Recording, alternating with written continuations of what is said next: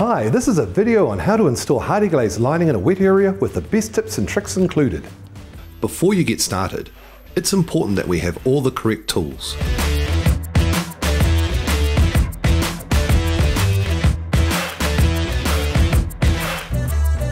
Installation. Check the framing for flatness and straightness. Plane back any timber high spots. Install the base scotia mould and fix at 300mm centres. Install the shower tray per manufacturer's instructions. Ensure it is rebated into the wall. Measure at the top, bottom and centre of the framing. Measure up the lining and cut with a Festool skill saw, which creates the least chipping and flaking. Clean the edge with 60 grit sandpaper. Always ensure to use with an M-class vacuum and correct PPE. Always seal cut edges and 100mm up the back of the lining. Place packers to allow a 5mm clearance. Dry fit the lining. Apply a continuous strip of James Hardie double-sided adhesive tape on the edge and on horizontal nogs. Apply 15mm dobs of adhesive sealant at 200mm centres to the stud and nogs. Install the lining and press firmly against the wall. Use suction cups to assist. Install small pieces of scotia mould caps to hold the lining.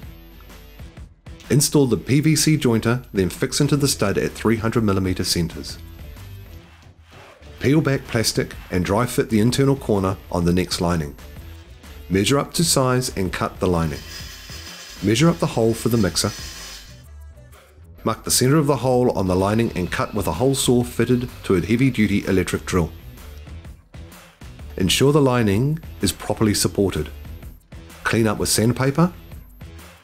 Place packers to ensure a 5mm clearance. Dry fit the lining. Repeat the installation pattern for location of tape and adhesive. Apply flexible sealant into the PVC jointer. Apply flexible sealant into the internal corner mould and insert the mould into the lining. Install the lining into the mould and press firmly against the wall. Install small pieces of scotia mould caps to hold the lining. Measure up the next sheet to fit the shower tray and cut the lining. Use the jigsaw for sharp corners. Dry fit the next lining. Repeat the installation pattern for location of tape and adhesive. Apply flexible sealant into the mould. Install the lining and press firmly against the wall.